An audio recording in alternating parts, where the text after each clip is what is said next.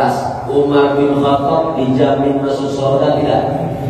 Ada 10 sahabat yang dijamin masuk surga.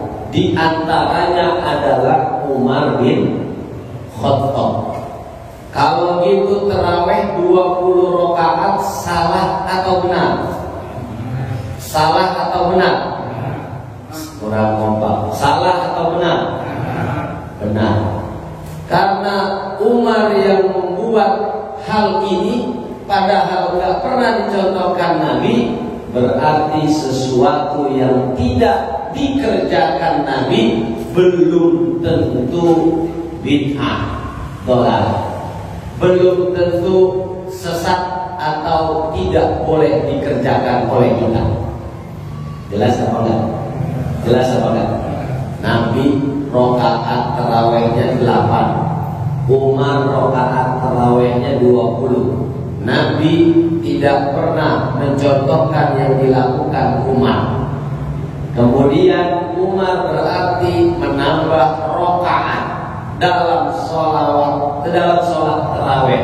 Berarti Umar melakukan sesuatu yang baru yang Nabi tidak dilakukan.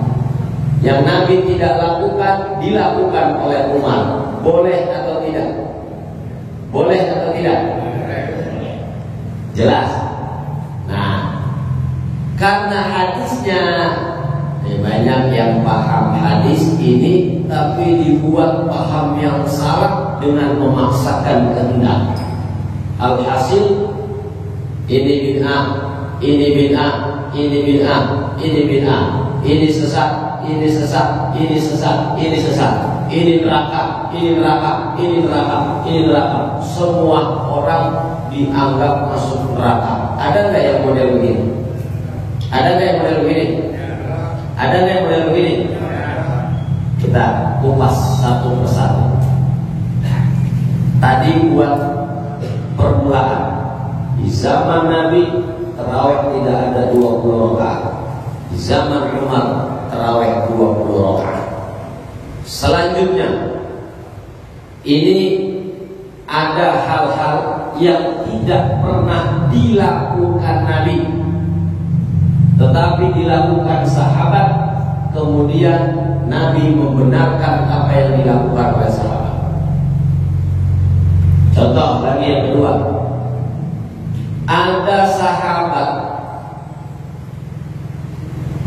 jadi imam masjid di Masjid Quba.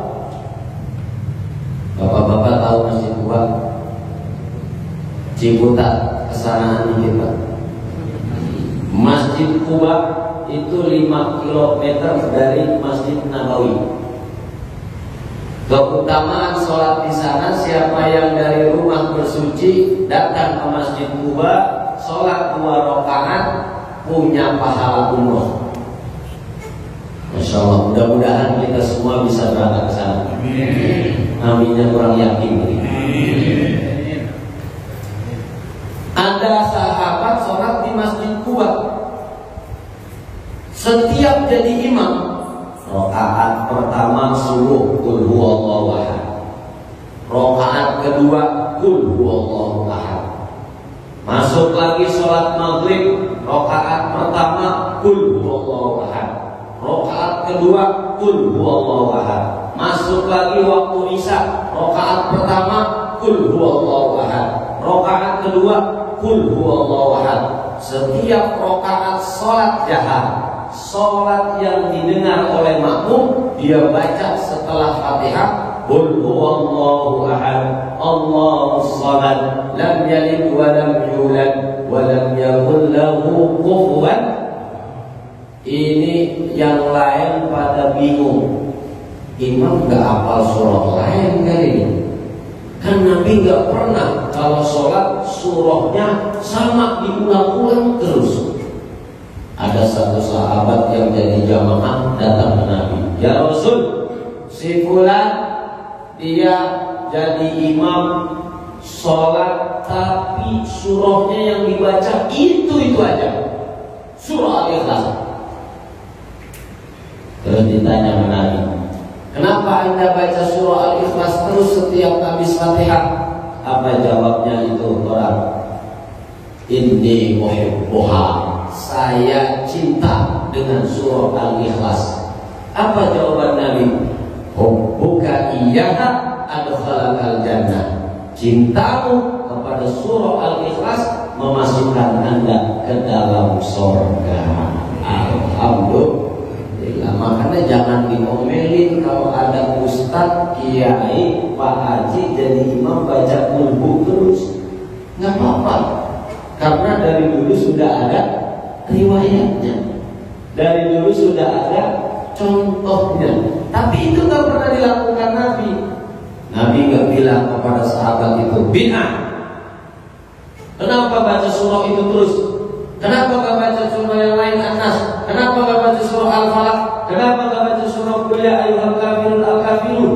Kenapa nggak baca surah Al-Fil? Kenapa nggak baca?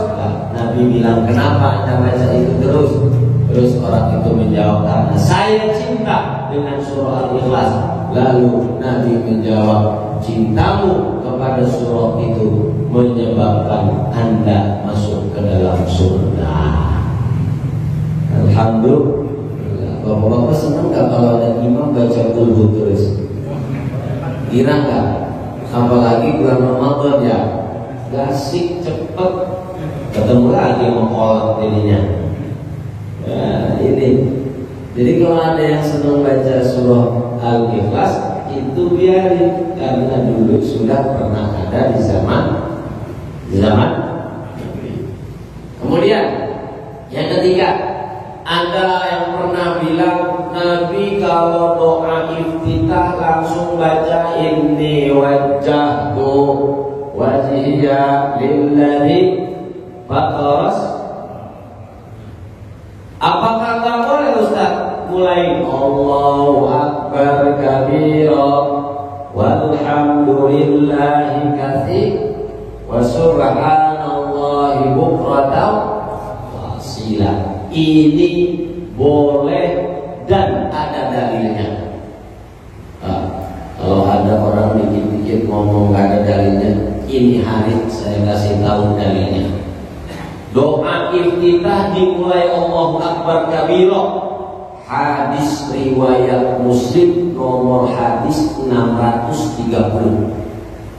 Ingat-ingat, hadis riwayat Muslim nomor hadis 630. Tuh doa iftitah boleh dimulai Allahu Akbar kabira walhamdulillahi dan seterusnya. Ada lagi yang kalau sholat tahiyat tangannya goyang-goyang pas penunjuk. Ada nggak yang model begini? Ada nggak? Kalau yang begini aja ada nggak? Kita ini kan begini aja ya, nggak gerak ya. Dibilang nggak ada dalilnya, ternyata ada dalilnya. Mana dalilnya? Hadis riwayat Muslim nomor hadis 408. Nabi sallallahu alaihi wasallam yushiru bi usbu'ihi, menunjukkan, memberikan isyarat dengan telunjuk, allati talil ibham, yang dekat dengan jempol. Terus sudah digerak-gerakin dia begini. Asyhadu an la ilaha illallah. Yang mau diam boleh, yang mau gerak-gerak boleh. Cuman kadang yang gerak-gerak kurang tapi fokus, ngeliatin pergerakan saja begini. Benar apa enggak? Benar apa enggak? Nah, nanti dia tengok temannya, kok gak gerak-gerak jempolnya itu, telunjuknya kok gak muter-muter. Dijawab sama temannya, kalau muter biasanya pusing kepalanya. Ini ada hadisnya, telunjuknya gak perlu gerak. Yang selanjutnya, ada orang sholat subuh gak mau qunut, silahkan. Kalau Anda tidak hafal doa qunut, gak usah baca. Tapi juga jangan melecehkan yang baca qunut. Mana dalilnya baca qunut? Hadis riwayat Imam Muslim nomor hadis 272. Nabi SAW setelah rukuk, Allahumma hdina fiman هديت وعافنا فيمن وتولنا فيمن وبارك لنا فيما وقنا شر ما birahmatika. Tambahan dari ulama. Boleh nambahin doa Ustaz? Boleh. Nambahin doa itu hukumnya gimana? Kan kalau dari Nabi, wa qini syarra ma qadait, dari Nabi, wa qina bi rahmatika syarra ma qadait. Kan ada yang nambah bi rahmatika. Boleh kan nambahin doa? Boleh. Dari mana? Imam Ahmad bin Hanbal. Imam Ahmad bin Hanbal, seorang ulama, murid dari Imam Syafi'i, gurunya Imam Bukhari. Imam Bukhari belajar dengan Imam Ahmad. Imam Syafi'i gurunya Imam Ahmad. Kata Imam Ahmad, aku selama 40 tahun, Pak, itu setiap sholat berdoa. Apa doanya? Allahumma ghfir li wa li walidayya wa li Muhammad bin Idris Asy-Syafi'i. 40 tahun gurunya didoain setiap sholat. Itu namanya Imam Ahmad bin Hanbal. Itu kerjaan ulama. Mana kerjaan sahabat? Ada nggak? Ada. Namanya sahabat Abu Darda.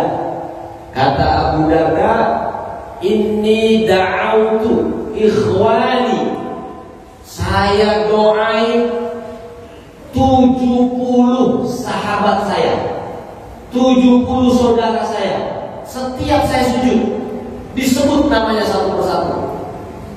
Amma sahabat Abu Darda, setiap sujud dia punya teman, dia punya sahabat, dia punya saudara, namanya siapa misalnya? Ahmad, disebut Ahmad, didoain sama dia dalam sujud. Padahal Nabi saat sujud hanya menganjurkan baca Subhana Rabbiyal A'la wa bihamdi.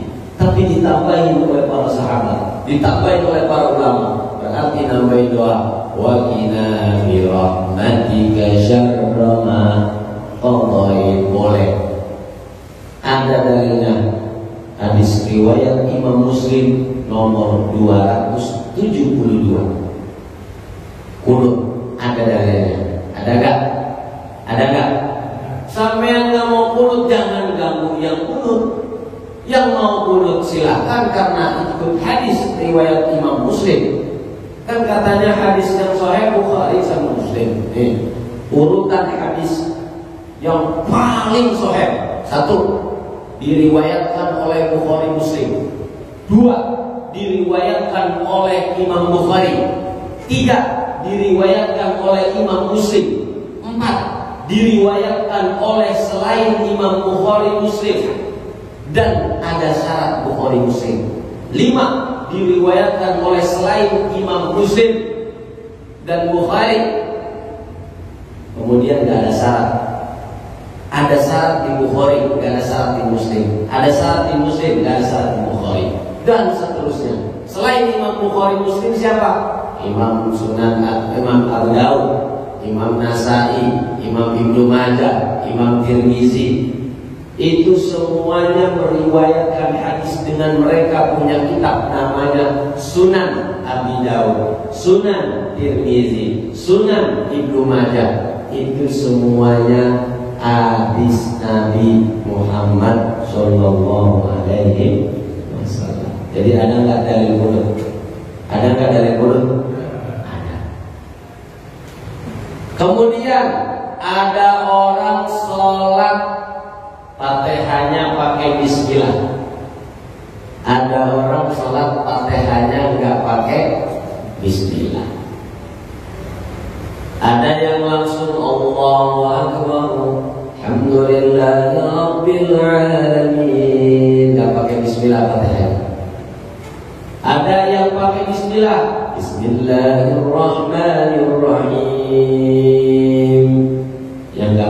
bismillah ikut Imam Malik, yang pakai bismillah ikut Imam Syafi'i. Oh Ustaz, saya mau ikut Rasul aja. Rasul kadang pakai bismillah, kadang nggak pakai bismillah. Ada dua riwayat. Hadis riwayat Bukhari nomor hadis 3451. Hadisnya Abu Hurairah. Kata Abu Hurairah, saya di belakang Nabi selalu dengar kalau Nabi jadi imam, Bismillahirrahmanirrahim, Alhamdulillahi Rabbil Alamin, Ar-Rahmanirrahim. Kata Abu Hurairah, saya dengar terus Nabi baca bismillah kedengaran secara keras. Kemudian saya katakan bahwa Fatihah yang Nabi baca saat Nabi jadi imam dimulai dengan Bismillahirrahmanirrahim. Jelas kan? Jangan dibilang lagi nggak ada hadisnya. Hadisnya Bukhari, nomornya 3451. Di masjid sebelah Ustaz ada yang nggak pakai bismillah, silakan. Itu ngikut riwayat Aisyah. Aisyah bilang beliau pernah dengar Nabi jadi imam langsung Alhamdulillahirabbil alamin Ar-Rahmanirrahim Maliki yaumiddin. Semuanya bermuara meriwayatkan dari Nabi Muhammad SAW. Jangan mentang-mentang Anda tidak pakai bismillah terus Anda bilang yang pakai bismillah bid'ah. Padahal ada hadis. Paham apa enggak? Jelas apa enggak? Selanjutnya lanjut apa enggak? Udah ya? Lumayan ya?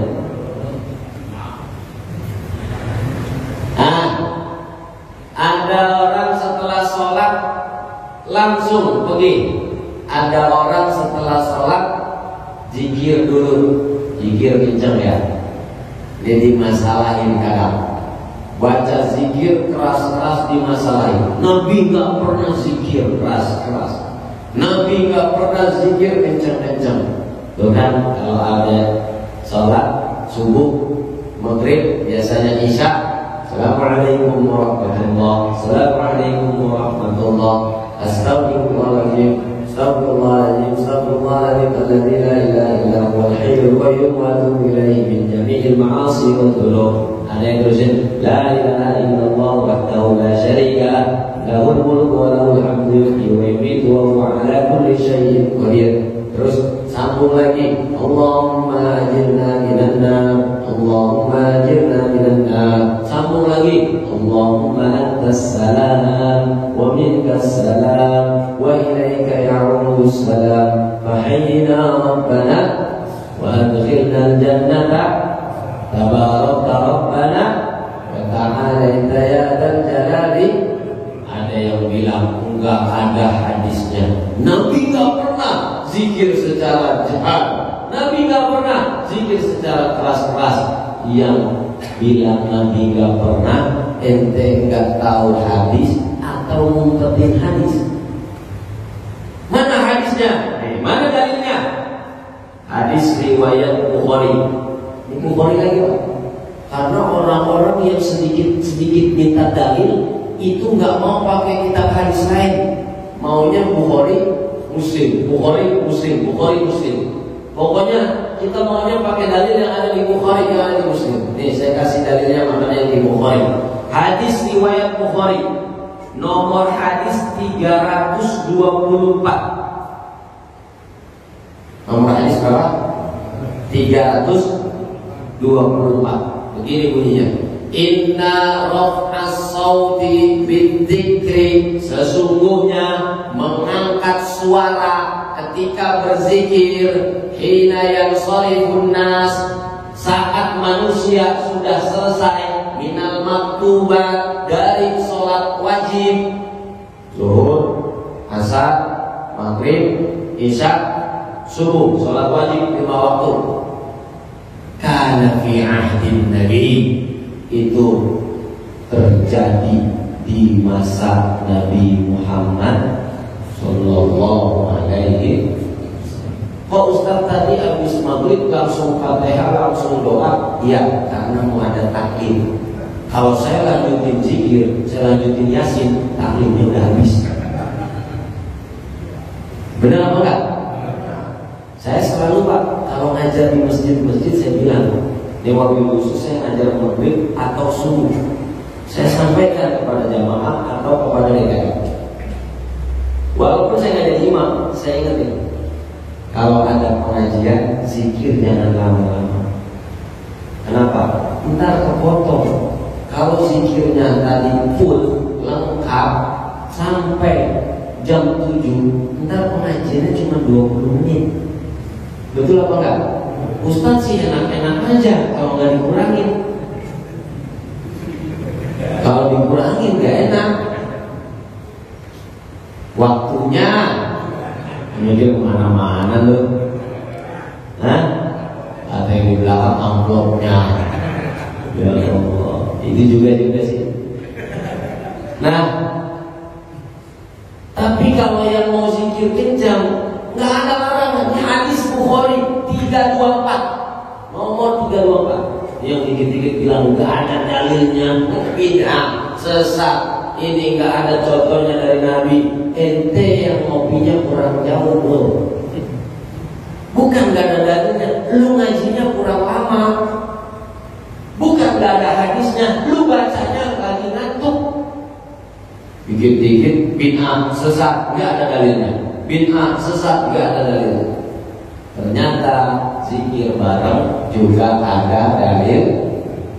Ini hadis riwayat Bukhari. Selanjutnya, gimana? Ya, hadis selanjutnya. Kita kalau udah mau Ramadan apa mau Lebaran biasanya pada ziarah kubur Pak. Orang sini mau Lebaran apa mau Ramadan ziarah kubur?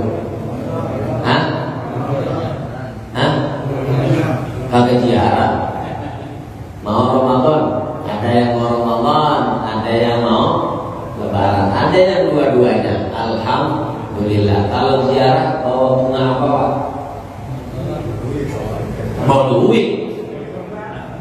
Ziarah mau ngopi. Ziarah bawa apa Pak? Bawa kembang ya. Kembang apa yang dibawa? Kembang melati, kembang mawar, macam-macam. Ada yang bilang bid'ah. Saya sampaikan dulu.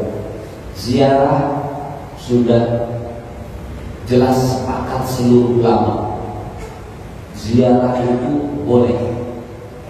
Cuman kadang ada yang dimasalahin bawa kembang. Ini saya jelasin.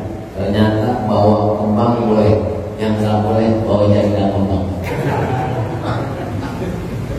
Hadis Bukhari nomor hadis 209. Nabi bawa kembang nih. Nabi bawa pelepah. Kalau dulu namanya pelepah korma. Nabi lewatin kuburan. Begitu lewatin kuburan ada dua orang lagi nangis. Di dalam kubur Nabi dengar. Kalian pernah dengar gak? Orang yang di kuburan lagi nangis? Hah?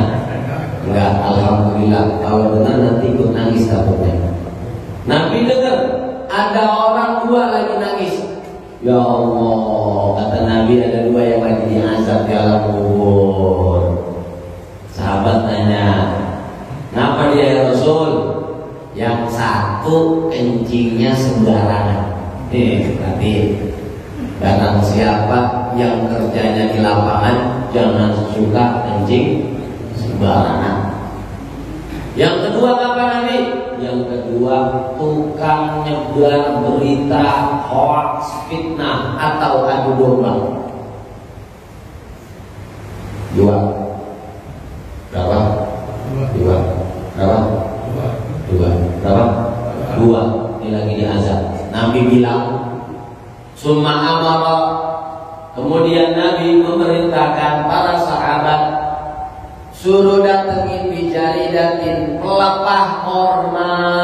Kata Nabi, yang basah bawa sini, yang basah copotin turunin bawa sini. Terus Terus Nabi taruh di atas kuburan tukang kencing sembarangan, di atas kuburan tukang fitnah sembarangan. Nih Nabi taruh pelepah korma.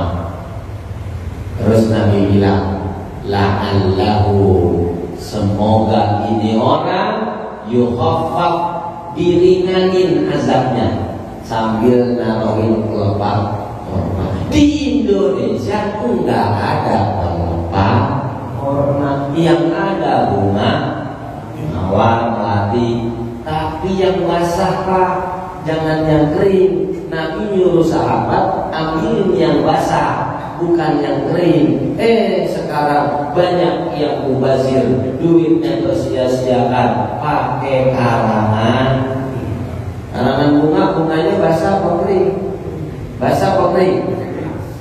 Yang Nabi lakukan basah. Jadi kalau ziarah tuh bawa bunga-bunga basah, taruh di makam emak, taruh di makam bapak, mampir mbak, mampir mak. Datang cuma setahun sekali, mampir. Adanya ziarah modelnya giliran mau hajatan dia datang ke rumahnya. Mana nuangin botolnya sampai 3 lagi. Atau main mengguyur aja buat sekalian.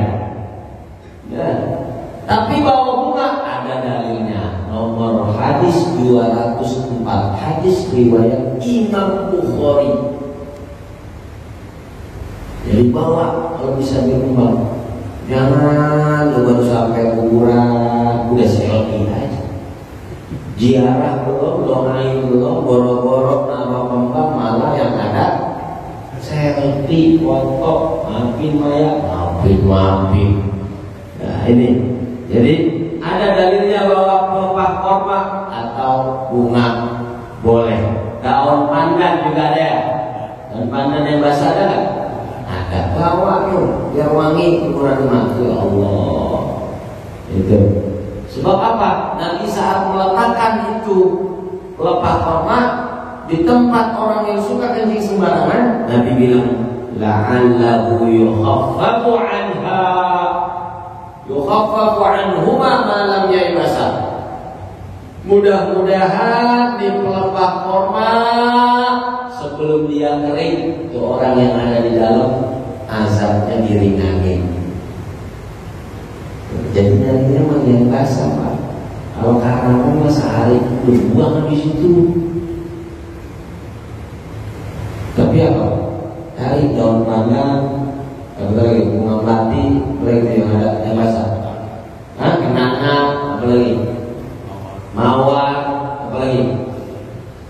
Ya, itu bawa yang basah. Daun petai basah kan daun petai. Daun kering juga. Terus. Ada juga orang yang anti rebana. Rebana itu bid'ah. Rebana itu nggak ada di zaman Nabi. Rebana itu nggak perlu.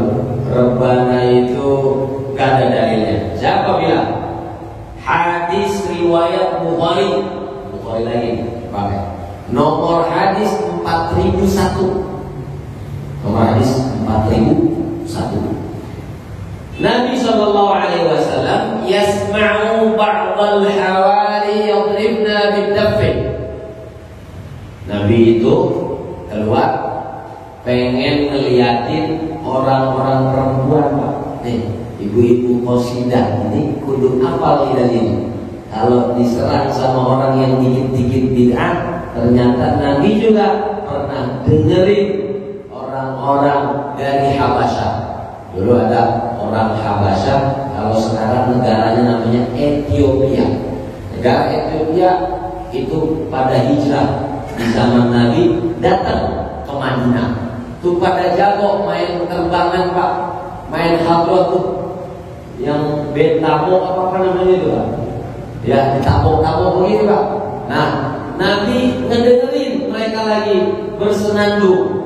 Bahkan juga kita dengar bahwa Nabi saat nyampe ke Madinah, itu orang-orang Madinah, tola'al badru alaina min zaniyatil wajaba syukru alaina mada'a lillah. Itu kan disambut. Pun dalam hadis riwayat Imam Abi Daud, Nabi bilang begini, a'linun nikah. Para sahabat, kalau kalian nikah itu kudu diumumin, jangan diam-diam. Dia ada orang nikah diam-diam. Ada nggak? Ada nggak? Mana orangnya? Nikah diam-diam, begitu ditanya kenapa nikah diam-diam? Karena kan nikah ibadah, saya nggak mau ibadah saya lihat. Padahal bini kedua yang dia nikahin. Ada yang model begini. Nah, kata Nabi, a'linun nikah, umumin nikah, kabarin orang-orang, undang orang-orang kalau ada nikah. Wadribu alaihi bitubuh, pukul rebana. Buat apa? Biar sumrah, biar meriah. Kalau ada sumrah makanan, biar meriah. Kalau ada pengumuman bahwa si fulan lagi nikah, si fulan lagi melakukan akad. Nah, ini ada hadisnya, riwayat Bukhari nomor hadis 4001.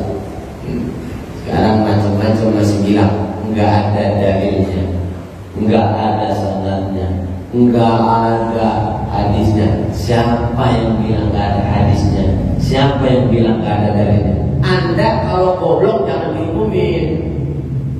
Goblok kalau diumumin.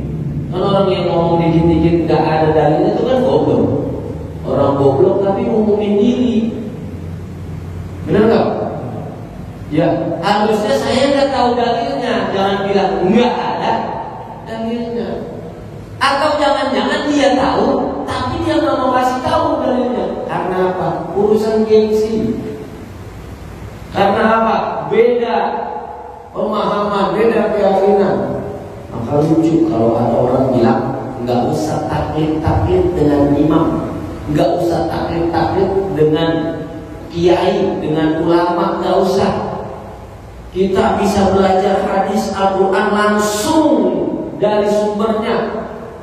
Cukup beli terjemah, baca itu terjemahnya, pahamin terjemahnya, Anda bisa praktekin sesuai yang ada dalam hadis.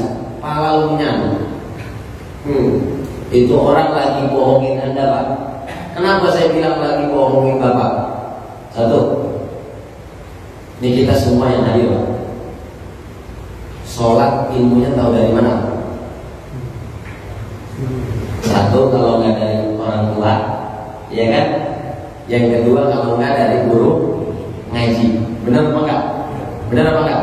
Tiba-tiba tahu-tahu kita sholat gitu, tahu-tahu kita praktek sholat, bacanya Fatihah, Subhana rabbiyal azim, Subhana rabbiyal a'la, Rabbil firli, Rabbana lakal hamdu, dan seterusnya sampai at-tahiyatu, sampai salam. Tahu-tahu kita praktek begitu, langsung melihat hadis.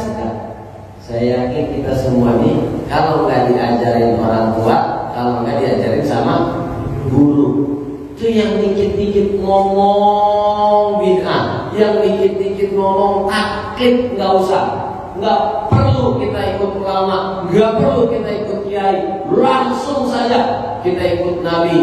Emang lu hidup di zaman Nabi, baru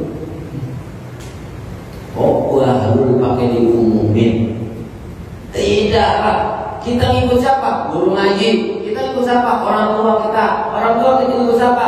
Ngikut orang tuanya lagi. Ngikut terus. Guru ngaji sampai Imam Syafi'i. Akhirnya kita ikut dan bermadzhab Imam Syafi'i. Ngapain ngikutin Imam Syafi'i? Imam Syafi'i kan manusia. Imam Syafi'i kan mungkin salah. Karena Imam Syafi'i yang hafal Quran, Imam Syafi'i yang hafal hadis, Imam Syafi'i juga ngikutin Imam Malik gurunya, Imam Malik ngikutin gurunya juga, namanya Robi'ah. Robi'ah itu nama orang laki-laki, Pak, kalau di Arab dulu. Kalau di Indonesia Robi'ah perempuan. Imam Robi'ah ngikut sama gurunya namanya Kharijah. Imam Kharijah ngikut sama sahabat bapaknya, sekaligus bapaknya Zaid bin Sabit, ketua panitia pencatat Al-Quran. Zaid bin Sabit ikut sama Rasulullah. Dikit-dikit mau hadis Bukhari, padahal Imam Bukhari belajar dari Imam Ahmad. Ada riwayat juga mengatakan Imam Bukhari belajar dengan Imam Syafi'i. Imam Syafi'i wafat 204 Hijriah. Imam Bukhari wafat 264 Hijriah. Jadi belajar Imam Bukhari, Imam Ahmad, Imam Bukhari ke Imam Ahmad, belajarnya sama Imam Ahmad, Imam Ahmad, Imam Syafi'i, Imam Syafi'i, Imam Malik, Imam Malik, Imam Rabi'ah, Imam Kharijah, Imam Zaid bin Sabit, Rasulullah Sallallahu Alaihi Wasallam. Begitu mata rantai keilmuan. Enggak kita taklid kemudian enggak ada sumbernya, salah paham agama. Salah paham Anda. Oh sedikit-sedikit bilang bid'ah. Sekelas Imam Syafi'i itu bilang begini, al-bid'atu bid'atan. Bid'ah itu ada dua macam. Kama wafaqahu syara' fa huwa hasanah. Kalau bid'ah itu sama atau ada nilainya yang serupa dengan syariat, maka itu bid'ah hasanah. Contoh, tiap tahun orang Ciledug bikin maulid Nabi apa enggak? Bikin apa enggak? Ada enggak yang komentar maulid Nabi bid'ah? Ada enggak? Takut banget ngomong adanya nih. Ada enggak? Ada yang ngomong maulid Nabi bid'ah? Ada. Dia bilang maulid Nabi bid'ah, padahal maulid Nabi itu adalah membaca sirah Nabi. Di dalam maulid Nabi kita dengerin baca Al-Quran, kita dengerin baca Barzanji, rawinya. Kalau orang sini nyebutnya rawi. Kalau enggak rawi, ada dibai, ada Sintut Duror, ada maulid Diaulami, ada maulid Syaraful Anam. Ada kan nama-nama maulid? Itu kan semuanya baca kisah Nabi, baca cerita Nabi, keagungan akhlak Nabi. Selanjutnya penceramah, mendengarin ceramah, pengajian. Selanjutnya juga ditutup dengan doa. Kadang-kadang ada santunan yatim, berbagi dengan yatim. Ya, selesai doa makan. Kembuli apa mandi? Kembuli. Alhamdulillah. Berarti habis ini makan kembuli nih. Nah, itu ada yang bilang bid'ah, padahal hadis riwayat Imam Muslim. Lagi-lagi. Wa su'ila Nabi sallallahu alaihi wasallam an siyami yaumil Itsnain. Nabi ditanya tentang puasa hari Senin. Ya Rasul, kenapa sih hari Senin puasa? Kata Nabi,